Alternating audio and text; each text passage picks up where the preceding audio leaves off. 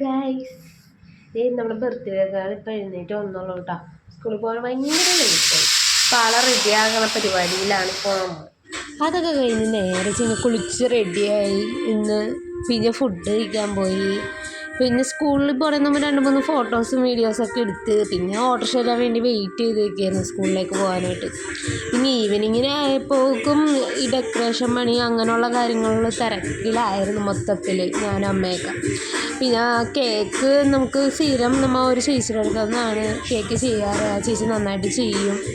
അപ്പോൾ ആ ചേച്ചിനെ തന്നെയാണ് നമ്മൾ കേക്കൊക്കെ ഏർപ്പാടാക്കിയത്. പിന്നെ അത് കഴിഞ്ഞ് അവളുടെ കേക്കൊക്കെ വെച്ചിട്ട് ഫോട്ടോസൊക്കെ കാര്യങ്ങളൊക്കെ എടുത്ത് പിന്നെ എന്താ പറയുക, പിന്നെ എല്ലാവരെയും വീടിൻ്റെ അടുത്തുള്ളവരൊക്കെ ക്ഷണിച്ചു. പിന്നെ എൻ്റെ അമ്മയുടെ അനിയത്തിയൊക്കെ വന്നു.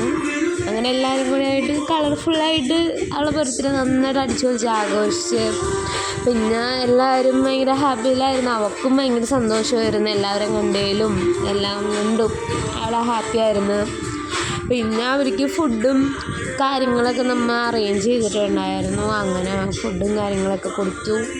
പിന്നെ എന്താ പറയുക, അവൾ പിന്നെ ക്ലാസ്സിൽ കൊണ്ടുപോയി മിഠായിയും കാര്യങ്ങളും ഫ്രണ്ട്സിനൊക്കെ കൊടുത്ത്.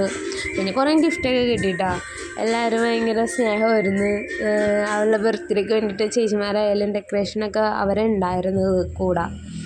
പിന്നെ അവളുടെ ആഗ്രഹം പോലെ എല്ലാ കാര്യങ്ങളും നന്നായിട്ട് ദൈവം അനുഗ്രഹിച്ച് എല്ലാം നന്നായിട്ട് നടന്നു.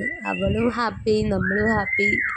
പിന്നെ 10ാമത്തെ ബർത്ത്ഡേ ആയതുകൊണ്ട് ഒരു സ്പെഷ്യലായിരുന്നു ആ ദിവസം.